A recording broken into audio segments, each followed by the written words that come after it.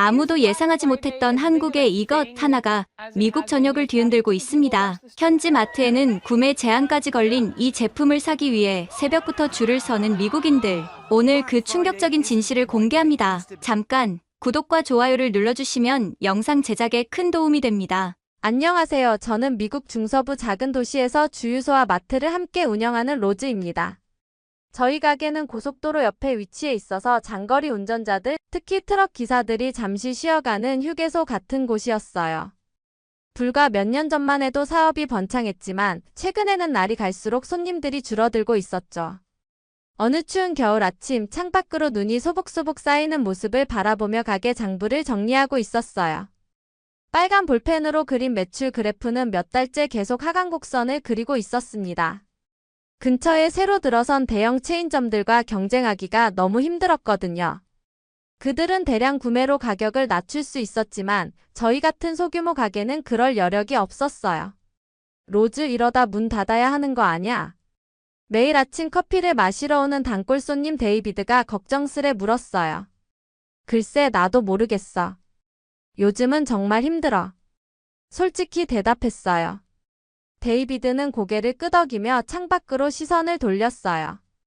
저기 새로 생긴 체인점은 우리보다 커피값이 50센트나 싸더라고. 가슴이 조금 아팠습니다. 50센트.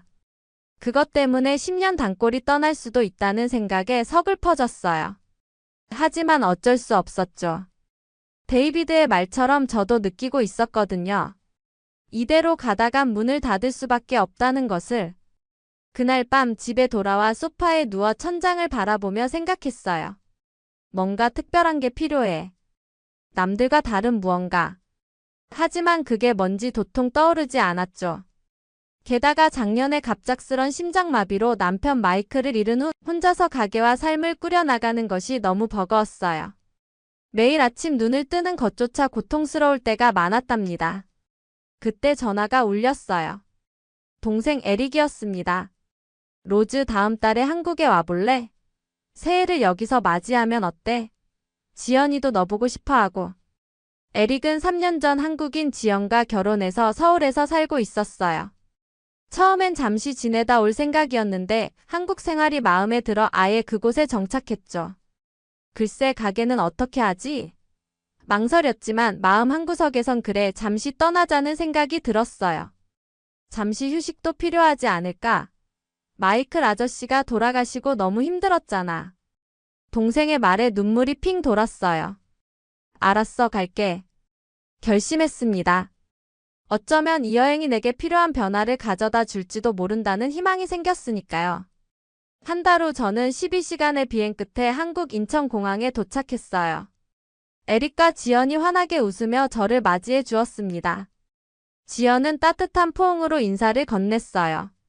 언니, 드디어 왔네요. 많이 보고 싶었어요. 그렇게 한국에서의 새로운 여정이 시작되었죠. 그때는 몰랐어요. 이 여행이 제 인생을 완전히 바꿔놓을 거라는 것을. 눈이 내리는 서울거리를 거닐며 지연의 안내를 따라 이곳저곳을 구경했어요. 한국은 제가 상상했던 것보다 훨씬 현대적이고 세련된 나라였습니다. 특히 지하철과 버스 시스템은 미국의 어느 도시보다 효율적으로 보였죠. 스마트폰 하나로 모든 교통편을 이용할 수 있다는 점이 인상적이었어요. 또한 거리마다 늘어선 다양한 음식점들과 밤늦게까지 활기찬 도시의 모습에 놀랐답니다. 언니, 여기 들어가 볼까요? 지연이 유리문을 가리켰어요.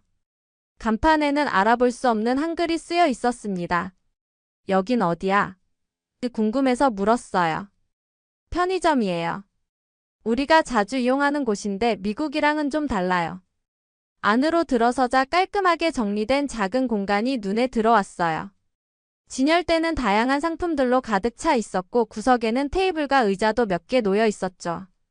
사람들은 편의점 안에서 음식을 사 먹고 커피를 마시며 휴식을 취하고 있었어요. 미국과는 완전히 다른 편의점 문화에 신선한 충격을 받았답니다. 그런데 무엇보다 제 시선을 사로잡은 건 매장 한쪽에 놓인 빨간 테두리의 투명한 원통형 기계였습니다. 저건 뭐야?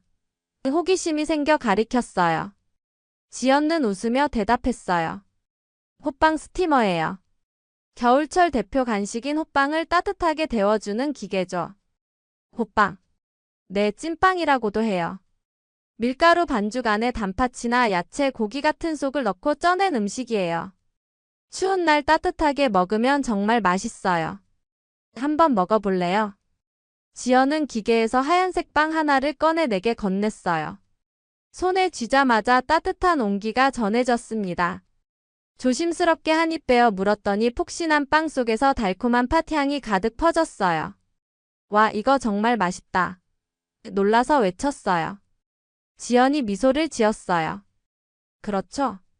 한국 사람들은 겨울만 되면 이거 찾아 먹어요. 특히 밖에서 추위에 떨 때 이걸 하나 사서 먹으면 온몸이 따뜻해지는 느낌이 들거든요. 호빵을 먹으며 매장을 둘러보는데 또 하나 눈에 띄는 것이 있었어요. 모든 상품 진열대 앞에는 종이 가격표 대신 작은 전자 디스플레이가 달려 있었습니다. 이건 또 뭐야? 가리키며 물었어요. 전자 가격 표식이에요. 본사에서 가격을 바꾸면 이게 자동으로 업데이트돼요. 일일이 종이 가격표를 바꿀 필요가 없죠. 순간 머릿속에 번쩍하는 게 있었어요. 우리 가게에서는 세일이나 가격 변동이 있을 때마다 모든 진열대를 돌며 종이 가격표를 교체해야 했는데 이건 한 번에 모든 가격을 바꿀 수 있다니. 너무 편리하네. 우리 가게는 가격 행사 한 번 하려면 몇 시간씩 걸리는데 이건 버튼 하나로 다 바뀌는 거야. 지연이 고개를 끄덕였어요. 네, 그래서 한국 매장들이 가격 경쟁에 빠르게 대응할 수 있어요. 오늘은 이거 세일, 내일은 저거 세일 유연하게 운영할 수 있거든요. 그 순간 머릿속에서 전구가 켜지는 것 같았습니다. 호빵과 전자 가격 표시기. 이 두 가지가 내 가게를 살릴 열쇠가 될 수도 있겠다는 생각이 들었어요. 그날 저녁 에릭의 아파트로 돌아와 지연에게 물었어요. 호빵 기계 미국에서도 살 수 있을까? 글쎄요. 수출을 하는지는 모르겠지만 찾아볼 수는 있을 것 같아요. 왜요? 우리 가게에 이걸 들여놓으면 어떨까 생각 중이야. 트럭 운전사들이 길에서 추위에 떨다가 들어오면. 에릭이 웃으며 말했어요. 로즈, 내가 한국에 와서 사업 아이디어를 찾을 줄은 몰랐네. 나도 웃었지만 마음속으로는 진지하게 생각하고 있었어요. 이게 바로 내가 찾던 특별한 무기일지도 몰라. 그 후로 남은 한국 여행 기간 동안 저는 더 많은 편의점과 마트를 방문하며 이 호빵 문화에 대해 알아보기 시작했습니다. 그리고 전자 가격 표시기 시스템에 대해서도 더 자세히 조사했죠. 한국의 편의점은 단순한 물건을 파는 곳이 아니라 지역 커뮤니티의 중심지 역할을 했어요. 사람들이 모여 이야기하고 간단히 식사하고 일상을 공유하는 공간이었죠. 특히 겨울철 따뜻한 호빵을 중심으로 형성된 문화에 깊은 인상을 받았습니다. 한국을 떠나기 전 저는 결심했어요. 이걸 미국에 가져가서 우리 가게를 바꿔보자. 한국에서 돌아온 뒤 저는 바로 행동에 나섰어요. 지연이 보내준 한국 호빵기계 제조사 연락처로 이메일을 보냈고 다행히 그들은 미국 수출에도 관심이 있었습니다. 몇 번의 이메일과 화상통화 끝에 호빵 스티머 2대를 주문할 수 있었죠. 기계가 도착하기 전에 호빵도 구해야 하는데 혼잣말을 중얼거리며 인터넷을 뒤지기 시작했어요. 검색을 통해 미국 내 아시아 식품 수입업체들에 대해 알아보았고 수많은 전화 통화 끝에 가능성을 찾아냈습니다. 심지어 한국의 호빵 제조사에 직접 연락해 수입 방법을 문의하기도 했어요. 지난 몇 년간 한국 식품에 대한 미국 소비자들의 관심이 높아지면서 수입 경로가 확대되고 있었거든요. 얼마 후 가까운 대도시에 아시아 식품 수입 도매상이 있다는 걸 알게 됐고 그곳으로 직접 찾아갔습니다. 한국 호빵이요? 네, 몇 종류 있어요. 하지만 많이 들어오지는 않습니다. 중국계 미국인 사장님이 말씀하셨어요. 얼마나 주문할 수 있을까요? 조심스럽게 물었어요. 처음엔 소량으로 시작하는 게 좋을 거예요. 한 상자에 20개씩 5상자 정도는 바로 드릴 수 있어요. 반응이 좋으면 더 주문하시고요. 그렇게 팥, 야채, 피자, 고구마 맛 호빵을 각각 한 상자씩 총 100개의 호빵을 사왔어요. 그리고 마침내 기다리던 호빵 스티머도 도착했죠. 빨간 테두리의 투명한 원통 모양, 한국에서 봤던 그대로였어요. 설치 매뉴얼은 한국어로 되어 있었지만 다행히 영어 번역본도 포함되어 있었습니다. 에릭에게 영상통화로 도움을 요청하기도 했죠. 첫날 스티머를 카운터 옆에 설치하고 호빵을 넣었습니다. 뜨거운 김이 올라오며 하얀 빵이 금세 말랑말랑해졌어요. 달콤한 팥 냄새가 가게 안에 은은하게 퍼졌죠. 새로운 기계에 가게 직원들도 호기심을 보였습니다. 설명하는 과정에서 저도 점점 더 흥분되었어요. 이것이 우리 가게의 새로운 시작이 될 수 있을까요? 첫 손님은 10년 단골인 데이비드였어요. 저건 뭐야? 카운터에 커피값을 내며 물었어요. 호빵이라고 해. 한국에서 가져온 거야. 추운 날 먹는 간식인데 한번 먹어볼래? 데이비드는 의심스러운 표정을 지으며 팥빵을 받아들었어요. 이게 뭐가 들었다고? 단팥이야. 팥을 설탕에 달게 졸여서 만든 거래. 그는 조심스럽게 한 입 빼어 물었고 그의 표정이 순식간에 바뀌는 걸 볼 수 있었어요. 이거 진짜 맛있네. 따뜻하고 달콤하고. 우와. 처음 맛보는 건데 왜 이렇게 익숙한 느낌이 들지? 데이비드의 반응은 시작에 불과했어요. 그 후로 트럭 운전사들이 하나둘 호빵을 맛보기 시작했고 처음엔 모두 의심스러운 표정이었지만 한 입만 먹어보면 다들 놀라워했죠. 특히 추운 밤에 운전하다 들어온 손님들은 따뜻한 호빵에 감동하는 경우가 많았어요. 로즈, 이거 정말 대박이다. 차에서 추위에 떨다가 이걸 먹으니까 온몸이 따뜻해지는 느낌이야. 일주일이 지나자 호빵을 찾는 손님들이 점점 늘어났어요. 처음 들고 온 100개의 호빵은 금세 동이 났고 서둘러 더 주문해야 했습니다. 도매상에게 연락해 더 큰 물량을 요청했고 매주 정기 배송도 협의했어요. 세 번째 주에는 이미 주문량이 처음의 3배로 늘어났습니다. 그쯤 저는 한국에서 본 전자 가격 표시기 시스템도 알아보고 있었어요.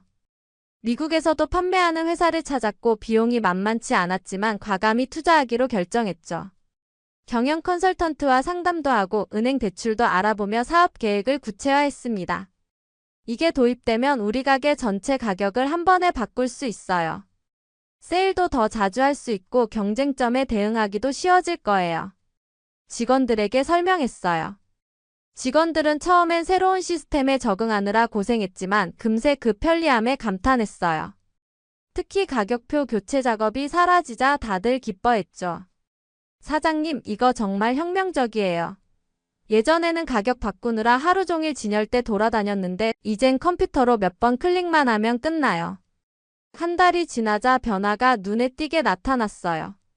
호빵 때문에 들르는 손님들이 늘어났고 그들은 대개 호빵과 함께 다른 물건도 구매했거든요. 전자가격 표시기 덕분에 경쟁점과의 가격 경쟁에도 더 빠르게 대응할 수 있었고요. 덕분에 매출 그래프가 서서히 상승세로 돌아서기 시작했습니다. 우리도 한국 마트처럼 바뀌어야 해. 직원들에게 말했어요. 한국에서 보니까 매장이 정말 깔끔하고 효율적으로 운영되더라고. 우리도 그렇게 해보자. 그렇게 우리는 매장 레이아웃도 조금씩 바꾸고 상품 진열 방식도 개선했어요. 진열대 사이 간격을 넓히고 상품 카테고리를 더 명확하게 구분했죠. 인기 상품을 눈에 잘 띄는 위치로 옮기고 계절별 테마 코너도 만들었어요. 또한 호빵 외에도 간단히 데워 먹을 수 있는 다른 간식들도 늘려갔죠. 어느 날 지역 신문사에서 전화가 왔어요. 로즈 씨, 당신의 가게가 한국식 혁신으로 주목받고 있다고 들었습니다. 인터뷰 가능할까요? 놀랍게도 우리 가게 이야기가 지역 뉴스에 실렸고 그 후엔 SNS에서도 화제가 됐어요. 추운 날엔 로즈의 마트에서 따뜻한 호빵을 이라는 해시태그까지 생겼죠. 지역 블로거들이 방문해 리뷰를 올리기 시작했고 이는 더 많은 호기심 많은 손님들을 끌어모았습니다. 그런데 좋은 일만 있었던 건 아니에요. 성공이 눈에 띄자 근처 경쟁 마트들도 호빵 기계를 들여오기 시작했거든요. 우리가 먼저 시작했는데 처음엔 마음에 한숨을 쉬었어요. 하지만 곧 깨달았죠. 이건 끝이 아니라 시작일 뿐이라는 걸. 더 특별한 무언가, 남들이 쉽게 따라할 수 없는 차별점이 필요했어요. 그리고 그것을 찾기 위해 다시 한국으로 떠나기로 결심했습니다. 이번엔 더 깊이 더 많은 것을 배우기 위해서였죠. 한국 음식 문화의 본질, 그 따뜻함과 정성을 더 깊이 이해하고 싶었거든요. 단순히 상품을 복제하는 것이 아니라 그 문화의 진정한 가치를 전달하고 싶었습니다. 또 한국에 간다고? 몇 달 전에 다녀온 게 엊그제 같은데. 직원 NG가 놀란 표정으로 물었어요. 응, 더 배울 게 있을 것 같아.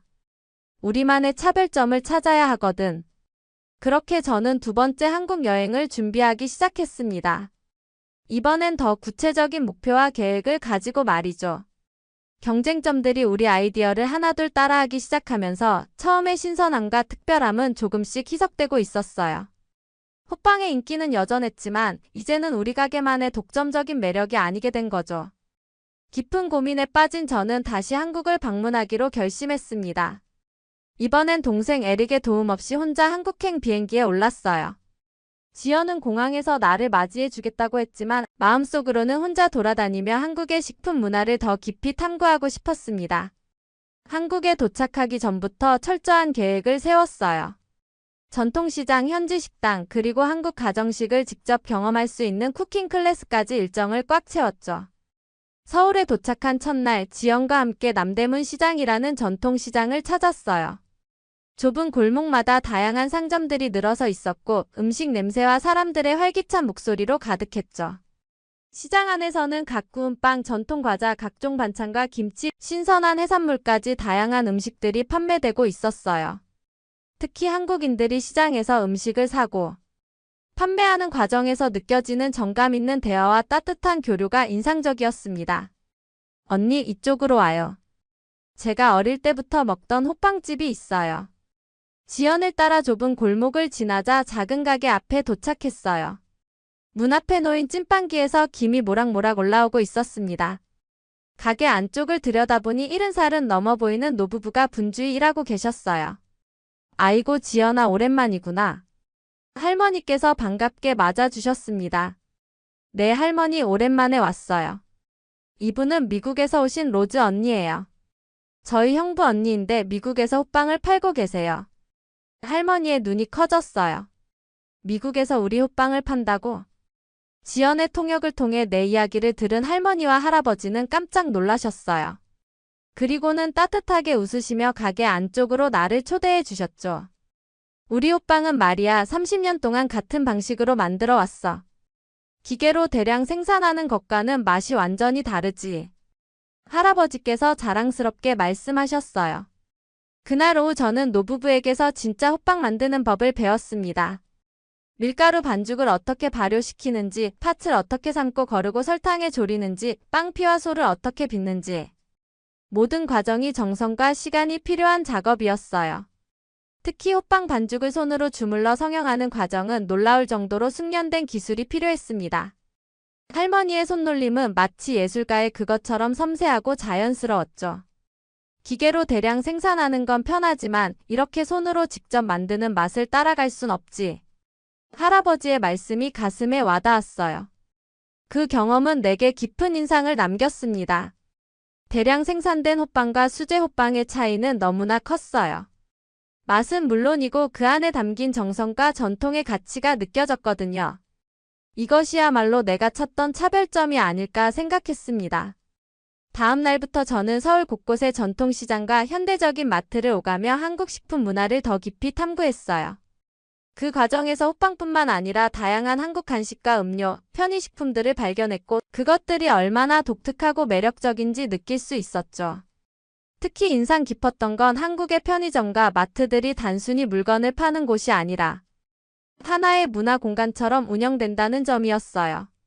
사람들은 그곳에서 음식을 사서 먹고 커피를 마시고 심지어 잠깐 쉬어가기도 했습니다. 미국의 가게들과 정말 다르네. 편의점 구석에 마련된 작은 테이블에 앉아 생각했어요. 한국에서는 식품점이 단순한 상업 공간을 넘어 사람과 사람을 연결하는 커뮤니티 공간의 역할을 하고 있었거든요. 또한 한국의 계절 음식 문화도 깊은 인상을 남겼어요. 여름에는 시원한 빙수와 냉면, 가을에는 군고구마와 호떡, 겨울에는 호빵과 어묵 등 계절마다 특색 있는 음식들이 있었죠. 이런 계절 음식들은 그 시기의 특별한 경험과 기억을 만들어주는 역할을 했습니다. 한국에서의 2주일 동안 저는 두 가지 중요한 결정을 내렸습니다. 첫째, 단순히 공장에서 만든 호빵을 대여 파는 것이 아니라 손수 만든 수제 호빵을 판매할 것. 둘째, 호빵에서 더 나아가 다양한 한국 음식과 간식, 음료를 들여와 우리 가게를 작은 한국 문화체험 공간으로 만들 것. 언니, 미국에서 수제 호빵을 만들 수 있을까요? 출국 전날 저녁 지연이 걱정스럽게 물었어요. 쉽진 않겠지만 해볼 거야. 그리고 혹시 우리 지역에 한인 커뮤니티가 있는지도 알아볼 거고. 미국으로 돌아오는 비행기 안에서 저는 계속해서 계획을 세웠어요. 노트북을 펴고 시장 조사 자료를 정리하고 필요한 재료와 장비 목록을 작성했죠. 특히 한인 식품 수입상들의 연락처를 꼼꼼히 정리했습니다. 머릿속은 새로운 아이디어로 가득했어요. 수제 호빵 교실을 열어 손님들이 직접 체험할 수 있게 한다든지 한국 전통 디저트 세트를 판매한다든지 다양한 구상이 떠올랐습니다. 비행 후 일주일도 채 지나지 않아 놀라운 발견을 했어요. 우리 도시에서 1시간 거리에 작은 한인 커뮤니티가 있었던 거예요. 그들은 교회를 중심으로 모임을 갖고 있었고 매달 한인 행사도 개최한다고 했습니다. 용기를 내어 그 교회를 찾아갔어요. 처음엔 어색했지만 내 이야기를 들은 한인분들은 생각보다 훨씬 친절하게 반응해 주셨어요. 미국인이 한국 호빵을 판다고요? 그것도 손수 만든다고? 정말 신기하네요. 목사님께서 웃으며 말씀하셨죠. 그 자리에서 저는 대담한 제안을 했어요. 혹시 주말마다 우리 가게에서 수제 호빵을 함께 만들어 판매하실 분이 계실까요? 정당한 임금을 드리겠습니다. 놀랍게도 두 분의 할머니께서 손을 들어주셨어요. 한 분은 한국에서 실제 빵집을 운영하셨던 경험이 있으셨고 다른 한 분은 평생 가족을 위해 요리해온 솜씨 좋은 주부셨습니다. 우리가 도와드릴게요. 진짜 한국 호빵 맛을 미국 사람들에게 알려줍시다. 그렇게 우리의 직접 찐 수제 호빵 프로젝트가 시작되었어요.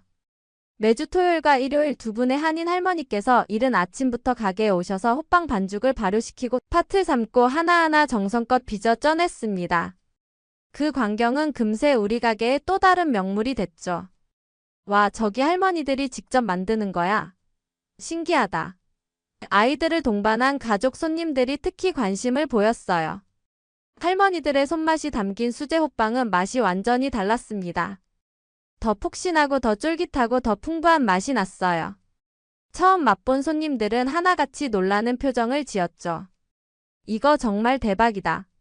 전에 먹던 호빵이랑은 차원이 다른데 이제 우리 가게는 단순한 마트를 넘어 작은 한국 문화체험 공간으로 변모해 가고 있었습니다. 수제 호빵의 성공에 힘입어 저는 한국 음료와 간식들도 점차 들여오기 시작했어요. 바나나 맛 우유, 식혜, 수정과 라면, 김, 과자 등 처음에는 작은 코너에서 시작했지만 반응이 좋아 점점 그 규모를 늘려갔습니다. 철저한 시장 조사와 수입 절차 연구 끝에 다양한 한국 식품 도매상과 직접 거래선을 확보했어요. 특히 한인 커뮤니티 분들이 추천해주신 믿을 수 있는 업체들 덕분에 품질 좋은 상품을 합리적인 가격에 들여올 수 있었답니다. 한국 식품 코너의 인기는 생각보다 훨씬 빨리 커졌어요. 처음에는 한인 커뮤니티 분들만 찾아오셨지만 입소문을 타고 점점 더 다양한 손님들이 찾아오기 시작했죠. 특히 젊은 층의 반응이 뜨거웠습니다. SNS에서 한국 음식과 문화에 대한 관심이 높아지면서 우리 가게는 지역에서 숨은 보물로 알려지기 시작했어요. 여기 바나나 맛 우유 완전 중독성 있어요. 인스타에 올렸더니 친구들이 다 어디서 샀냐고 물어봐요. 대학생 손님이 들뜬 표정으로 말했어요. 로즈, 이 컵라면 정말 맛있어. 근데 너무 매워서 땀이 삐질삐질 나네. 단골 트럭 운전사 데이비드가 웃으며 말했죠. 우리 가게는 서서히 변화하고 있었어요. 예전에는 그저 길가의 평범한 주유소 마트였지만 이제는 특별한 곳이 되어가고 있었죠. 손님들은 더 이상 단순히 필요한 물건을 사러 오는 것이 아니라 새로운 경험을 하러 오기 시작했거든요. 가게에는 활기가 넘쳤고 직원들도 이런 변화에 자부심을 느끼며 더욱 열심히 일했어요. 처음엔 작게 시작했던 한국 식품 코너는 점점 커지더니 어느새 매장의 13을 차지하게 됐어요. 한인 할머니들이 만드는 수제 호빵은 주말 명물이 되었고 평일에도 미리 예약하는 손님들이 생겼습니다. 처음에는 단순히 생존을 위한 전략이었던 것이 이제는 저의 진정한 열정이 되어가고 있었어요. 이런 변화 속에서 가장 놀라운 것은 우리 가게의 분위기가 완전히 달라졌다는 점이었어요. 예전에는 손님들이 빠르게 물건만 사서 나갔지만 이제는 더 오래 머물며 이야기를 나누고 음식을 즐기게 됐죠. 마치 한국의 편의점처럼 우리 가게도 단순한 상업 공간이 아닌 작은 커뮤니티 공간으로 변모하고 있었습니다. 로즈, 여기 이제 그냥 마트가 아니라 진짜 핫플이야. 한 손님이 말했어요. 그 말을 들었을 때 가슴이 뿌듯했죠. 그러나 성장통도 있었어요. 매장 공간은 한정되어 있는데 취급하고 싶은 상품은 계속 늘어났거든요. 또 한국 식품에 집중하다 보니 기존 상품들에 대한 관리가 소홀해질 위험도 있었고요. 어떻게 균형을 맞춰야 할까? 매일 밤 매출을 정리하며 고민했어요. 신중한 판단이 필요했죠. 그렇게 매장 구성을 조정하고 재고 관리 시스템을 개선하면서 조금씩 문제를 해결해 나갔습니다. 비즈니스 컨설턴트의 도움도 받아가며 장기적인 성장 전략도 수립했어요. 그러던 어느 날 한인 커뮤니티 행사에 초대받았어요. 교회 지하실에서 열린 작은 잔치였는데 한국 전통 음식들이 가득했죠. 김치, 불고기, 잡채, 떡볶이. 처음 보는 음식들도 많았어요. 로즈 씨, 한번 드셔보세요. 이건 송편이라고 추석에 먹는 떡이에요. 박할머니께서 작은 반달 모양의 음식을 건네주셨어요. 그것을 먹으며 문득 깨달았어요. 우리가 파는 건 단순한 상품이 아니라 문화였던 거예요. 한국의 맛과 정서, 그리고 따뜻함. 그것이 바로 우리 가게의 진짜 차별점이었습니다. 그날 밤 교회에서 만난 여러 한인분들과 이야기를 나누며 더 많은 아이디어를 얻었어요. 계절별 한국 명절 음식을 소개하는 이벤트, 한국 음식 만들기 체험 클래스, 한국 영화 상영회 등 다양한 제안이 나왔죠. 미국으로 돌아와서 저는 큰 결심을 했어요. 우리 가게를 그냥 한국 식품을 파는 곳이 아니라 한국 문화를 경험할 수 있는 공간으로 만들자. 첫 번째 시도는 설날 이벤트였어요. 박할머니와 이할머니의 도움을 받아 떡국과 세뱃돈이 든 복주머니를 준비했죠. 손님들에게 한국의 설날 문화를 소개하고 떡국 한 그릇과 복주머니를 나눠드렸어요. 이게 뭐예요? 호기심 많은 아이가 물었어요. 한국에서는 새해 첫날에 이 떡국을 먹으면 한 살을 더 먹는데, 그리고 어른들에게 세배라는 절을 하면 세뱃돈을 받지. 박할머니가 아이에게 설명해 주셨어요. 아이들은 특히 세뱃돈에 열광했고 부모님들은 다른 문화에 대해 배울 수 있는 기회라며 좋아하셨죠. 이벤트는 대성공이었고 지역 신문에도 다시 한번 소개되었습니다. 한국 문화의 따뜻함이 로즈의 마트를 통해 우리 지역에 전해지고 있다. 이런 문화 행사는 계속되었어요. 봄에는 벚꽃 축제, 여름에는 팥빙수 이벤트, 가을에는 추석 행사. 매번 새로운 한국 음식과 문화를 소개했고 손님들의 반응은 점점 더 뜨거워졌습니다. 특히 K-팝과 한국 드라마에 관심 있는 젊은 층의 방문이 급증했어요. 그들은 드라마에서 본 음식을 직접 맛보고 싶어 했고 한국 과자와 음료를 사가며 SNS에 인증샷을 올렸죠. 우와, 여기 진짜 오징어 게임에 나온 그 달고나 있어요. 한 학생이 친구들에게 소리쳤어요. 그렇게 우리 가게는 점점 더 유명해졌고 심지어 몇 시간 거리에서도 일부러 찾아오는 손님들이 생겼습니다. 이제 호빵은 우리 가게의 시작점일 뿐 훨씬 더 다양하고 깊은 한국 음식 문화를 경험할 수 있는 곳으로 발전했어요. 가장 놀라운 변화는 매출이었어요. 예전에는 계속 하락하던 그래프선이 이제는 꾸준히 상승하고 있었죠. 특히 주말 매출은 예전의 2배 가까이 늘어났어요. 하지만 그보다 더 기쁜 것은 가게가 지역 사회에서 갖는 의미였어요. 우리 가게는 이제 단순한 마트가 아니라 다양한 문화가 만나고 교류하는 장소가 되었거든요. 로즈, 내 가게는 이제 우리 지역의 자랑이야. 오랜 단골 데이비드가 진심으로 말해주었을 때 눈물이 핑 돌았어요.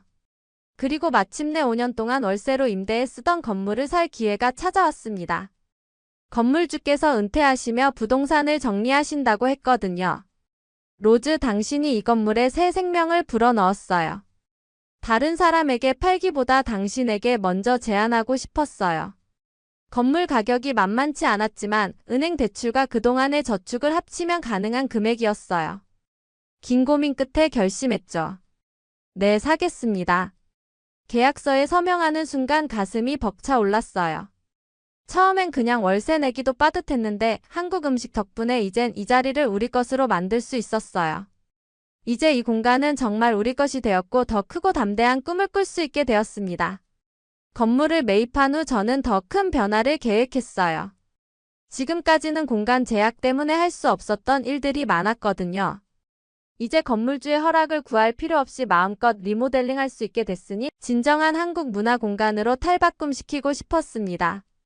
오랜 시간 꿈꿔왔던 계획들을 하나씩 실현할 수 있다는 생각에 밤잠을 설치기도 했답니다. 첫 번째 프로젝트는 매장 한쪽에 작은 한식당 코너를 만드는 것이었어요.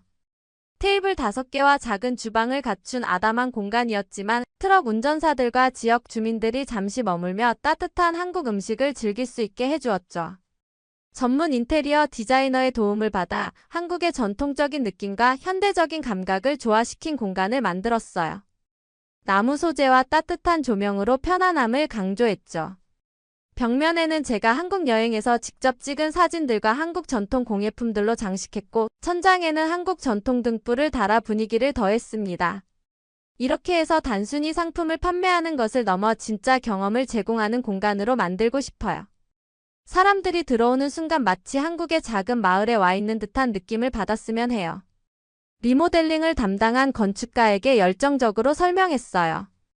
처음에는 제 아이디어가 너무 야심차다고 생각했던 건축가도 점차 이 프로젝트에 애정을 갖게 되었고 한국 건축에 대해 직접 공부하며 더 좋은 제안을 해주었답니다. 공사는 한 달 넘게 진행됐고 그동안 임시 공간에서 영업을 이어갔어요. 손님들은 불편함에도 불구하고 계속 찾아주셨고 오히려 응원의 메시지를 전해주시는 분들이 많았습니다. 지역 주민들은 매일 들러 공사 진행 상황을 확인하고 기대감을 표현했어요. 심지어 몇몇 손님들은 자신들의 특기를 살려 공사를 돕겠다고 자원하기도 했죠. 로즈 새 공간이 정말 기대돼. 우리 동네에 이런 특별한 곳이 생겨서 자랑스러워. 내가 목공일을 좀 하는데 필요하면 말해. 한국식 가구 만드는 것도 도전해 볼 수 있어. 동네 목수인 프랭크가 제안했어요. 드디어 리모델링이 끝나고 새로운 공간에서 영업을 시작했어요. 입구에 들어서면 왼쪽으로는 기존의 마트 공간이 오른쪽으로는 새로 만든 한식당이 보였죠. 중앙에는 호빵 스티머와 함께 다양한 한국 간식을 맛볼 수 있는 시식 공간을 배치했고요. 입구 천장에는 한글로 만든 어서오세요라는 환영 메시지를 설치했는데 손님들은 이 특별한 문구에 호기심을 보이며 그 의미를 물어보곤 했어요. 특히 한식당은 큰 인기를 끌었어요. 박할머니와 이할머니께서 메뉴 개발과 조리를 담당해 주셨는데 된장찌개, 김치찌개, 비빔밥 같은 한국의 대표 가정식부터 떡볶이, 김밥 같은 간식까지 다양하게 준비했거든요. 처음에는 두 분만으로 식당을 운영하기 벅차서 제가 퇴근 후 주방 일을 도왔는데 그 과정에서 한국 요리에 대해 더 깊이 배울 수 있었답니다. 특히 김치 담그는 법을 배우면서 음식에 담긴 정성과 기다림의 가치를 깨달았어요. 와, 이거 정말 맛있다. 한국 음식이 이렇게 맛있는 줄 몰랐어. 처음 비빔밥을 맛본 손님이 감탄했어요. 그런 반응을 볼 때마다 가슴이 뿌듯해졌답니다. 특히 아이들이 처음에는 낯선 음식을 경계하다가 한 입 먹어보고는 눈을 동그랗게 뜨며 좋아하는 모습은 정말 보람찼어요. 리모델링 이후 매출은 더욱 상승했고 특히 한식당 덕분에 체류 시간이 길어진 손님들이 다른 상품도 더 많이 구매하게 되었어요. 전통적인 한국 문화와 음식을 소개하는 작은 팜플렛도 제작해서 나눠드렸는데 이를 통해 손님들은 자신이 먹는 음식의 역사와 의미를 이해하며 더 풍부한 경험을 할 수 있었죠. 무엇보다 기뻤던 건 트럭 운전사들에게 진짜 쉼터 같은 공간을 제공할 수 있게 됐다는 점이었죠. 그들은 길에서 오랜 시간을 보내는 외로운 직업이니만큼 따뜻한 공간과 정성이 담긴 식사가 얼마나 소중한지 잘 알고 있었거든요. 로즈 오랜 운전에 지쳐 들어왔다가 이렇게 따뜻한 국물 한 그릇 먹으면 완전히 원기 회복돼. 이제 여기가 내 제2의 집 같아. 정말 고마워. 베테랑 트럭 운전사 롭이 진심으로 말해줬어요. 롭은 20년 넘게 전국을 운전하며 다녔는데 이제는 자신의 루트를 조정해서라도 우리 가게에 들르려 한다고 했죠. 그런데 어느 날 저녁 가게를 정리하며 깊은 생각에 빠졌어요. 가게는 성공했지만 뭔가 더 의미 있는 일을 하고 싶다는 갈망이 생겼거든요. 한국 여행에서 느꼈던 따뜻함과 정의 문화를 어떻게 더 널리 나눌 수 있을까 고민했죠. 단순히 사업적 성공을 넘어 진정한 가치를 창출하고 사회에 기여하는 방법을 찾고 싶었어요. 그때 마침 식당에서 남은 음식을 어떻게 처리할지 고민하던 차였어요. 매일 신선한 음식을 준비하다 보니 남는 경우가 많았거든요. 음식물 쓰레기를 최소화하려고 노력했지만 완전히 피할 수는 없었죠. 그런데 지역 뉴스에서 우리 도시의 노숙자 문제에 관한 보도를 보게 되었어요. 경기 침체로 인해 집을 잃은 가족들이 늘고 있다는 내용이었죠. 그 순간 문득 한 가지 아이디어가 떠올랐습니다. 그렇게 시작된 것이 나눔의 식탁 프로젝트였어요. 매주 일요일 가게 영업을 마친 후 이 시간 동안 지역의 노숙자와 어려운 이웃들에게 무료로 한국 음식을 대접하는 프로그램이었죠. 단순히 남은 음식을 나누는 것이 아니라 그들을 위해 특별히 준비한 따뜻한 식사를 대접하고 싶었거든요. 처음에는 박할머니와 이할머니 그리고 몇몇 한인 커뮤니티 분들과 함께 시작했어요. 간단한 김치찌개와 밥, 김치를 준비해 20명 정도에게 대접했죠. 식사를 나누며 서로의 이야기에 귀 기울이는 시간도 가졌는데 이것이 오히려 음식 자체보다 더 가치 있는 경험이 되었답니다. 참여하신 분들은 단순히 배를 채우는 것을 넘어 커뮤니티의 일원으로 존중받는 느낌을 받았다고 해요. 하지만 입소문이 퍼지면서 점점 더 많은 분들이 찾아오셨고 동시에 자원봉사자도 늘어났어요. 지역교회, 학교 그리고 인근 기업들까지 이 프로젝트에 관심을 보이며 지원을 제안했죠. 특히 고등학생들의 참여가 활발했는데 이를 통해 젊은 세대들에게 나눔의 가치와 다문화, 이해를 함께 가르칠 수 있었어요. 로즈, 나도 도울 수 있을까? 단골 손님인 데이비드가 제안했어요. 한국 음식 만드는 법은 모르지만 설거지라도 할 수 있잖아. 그리고 내가 의사인데 간단한 의료 상담도 제공할 수 있을 것 같아. 그렇게 나눔의 식탁은 점점 커져갔고 이제는 매주 10명 이상에게 식사를 제공하는 작은 행사가 되었어요. 음식뿐만 아니라 의료 상담, 법률 상담, 직업 연계 서비스 등 다양한 지원도 함께 이루어졌죠. 자원봉사자들 중에는 한인뿐만 아니라 현지 미국인들도 많아졌고 함께 일하며 자연스럽게 문화교류도 이루어졌죠. 서로 다른 배경을 가진 사람들이 한 목표를 위해 협력하는 모습은 정말 아름다웠어요. 한국에서 따뜻함을 배웠어요. 그걸 다시 나누고 싶었죠. 정이라는 개념이 단순한 감정을 넘어 행동으로 표현되는 문화의 깊은 감명을 받았거든요. 지역 신문과의 인터뷰에서 이렇게 말했어요. 기자는 특히 이 프로젝트가 음식을 통해 문화적 장벽을 허물고 지역 공동체 의식을 강화하는 점에 주목했어요. 이 프로젝트는 우리 가게에 또 다른 의미를 더해 주었습니다. 이제 우리는 단순한 상업 공간을 넘어 지역 사회에 기여하는 따뜻함의 플랫폼이 되어가고 있었거든요. 매주 일요일 저녁 가게는 사회적 배경이나 경제적 상황에 상관없이 모든 사람이 동등하게 환영받는 진정한 커뮤니티 공간으로 변신했답니다. 나눔의 식탁 프로젝트가 알려지면서 지역 사회의 관심과 지지가 더욱 커졌어요. 처음에는 단순히 식사를 제공하는 것에서 시작했지만 점차 그 범위를 넓혀 더 다양한 방식으로 도움을 나누게 되었습니다. 지역 언론에서도 이 활동을 조명해 주었고 덕분에 더 많은 후원과 자원봉사자들이 모이기 시작했어요. 한국 음식이라는 매개체를 통해 지역 사회가 하나로 연결되는 모습은 정말 감동적이었답니다. 어느 날 무료 급식에 참여하는 한 노숙자분이 저에게 다가왔어요. 로즈, 따뜻한 음식 정말 고마워요. 근데 혹시 일자리도 구할 수 있을까요? 예전에 주방에서 일한 경험이 있어요. 다시 일어설 기회가 필요해요. 그 말을 듣고 잠시 생각에 잠겼어요. 우리 가게가 커지면서 실제로 추가 인력이 필요한 상황이었고 무엇보다 그의 진심 어린 눈빛에서 변화하고자 하는 의지가 느껴졌거든요. 왜 안 되겠어? 라는 생각이 들었죠. 네, 기회를 드릴 수 있을 것 같아요. 일단 주방 보조로 시작해 보시겠어요? 박할머니께서 한국 요리를 가르쳐 주실 거예요. 그렇게 스티브가 우리 직원이 되었고 그는 놀라울 정도로 성실하고 책임감 있게 일했어요. 처음에는 서툴렀지만 박할머니의 지도 아래 빠르게 성장했고 6개월 만에 주방 스태프 중 가장 믿음직한 직원이 되었죠. 그의 인생이 변화하는 모습을 지켜보는 것은 정말 큰 보람이었어요. 스티브의 성공 사례를 시작으로 우리는 두 번째 기회 프로그램을 정식으로 시작했습니다. 노숙자나 전과자 등 취업에 어려움을 겪는 분들에게 일자리를 제공하고 기술을 가르치는 프로그램이었죠. 단순히 일자리만 제공하는 것이 아니라 체계적인 교육과 심리적 지원까지 포함된 종합적인 프로그램을 구상했어요.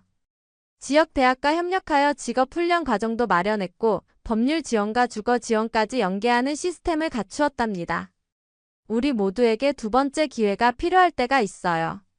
저도 가게가 어려울 때 한국 문화라는 두 번째 기회를 만났으니까요. 누군가의 인생에 작은 불빛이 되어줄 수 있다면 그것보다 더 큰 행복은 없을 거예요. 직원 미팅에서 이 프로그램을 설명하며 말했어요. 직원들은 모두 공감하며 이 프로그램을 지지해 주었고 한인 커뮤니티에서도 멘토링을 자원해 주셨어요. 특히 박할머니는 주방 일을 배우고 싶어 하는 분들에게 요리를 가르쳐 주셨고 이 할머니는 한국어를 가르쳐 주셨죠. 이 과정에서 새로운 직원들은 단순한 기술뿐만 아니라 한국 문화의 정신과 가치도 함께 배우게 되었어요. 그렇게 우리 가게는 점점 더 다양한 배경을 가진 사람들의 공동체가 되어갔어요. 처음에는 제가 혼자 운영하던 작은 마트였는데 이제는 20명이 넘는 직원들이 함께하는 기업이 되었습니다. 그리고 그중 13은 두 번째 기회 프로그램을 통해 채용된 분들이었어요. 그들 모두가 자신의 과거를 극복하고 새 출발을 하는 모습을 지켜보는 것은 제게 큰 감동이었습니다. 어느 토요일 저녁 한 식당이 손님들로 북적이는 가운데 저는 잠시 카운터 뒤에 서서 이 모든 변화를 바라보고 있었어요. 손님들은 맛있는 음식을 즐기며 웃고 이야기 나누고 있었고 직원들은 분주히 그러나 즐겁게 일하고 있었죠. 특히 스티브가 자신감 넘치게 주방을 이끄는 모습을 보니 가슴이 뭉클했어요. 로즈, 뭘 그렇게 보고 계세요? 새로 채용된 직원 맥건이 물었어요. 그냥 감사함을 느끼고 있어. 미소 지으며 대답했습니다. 때로는 작은 변화가 얼마나 큰 파도를 만들어내는지 놀라울 때가 있거든. 한국 여행에서 시작된 작은 변화가 이렇게 큰 파도를 일으킬 줄 누가 알았을까요? 호빵 하나로 시작된 여정이 이제는 수많은 사람들의 삶에 영향을 미치고 있었으니까요. 오늘은 로즈의 코리안 코너가 새로운 모습으로 다시 태어난 지 3주년이 되는 날이에요. 초창기를 함께했던 단골 손님들을 초대해 작은 파티를 준비했답니다. 그리고 이 특별한 날 저는 새로운 결심을 발표하기로 했어요.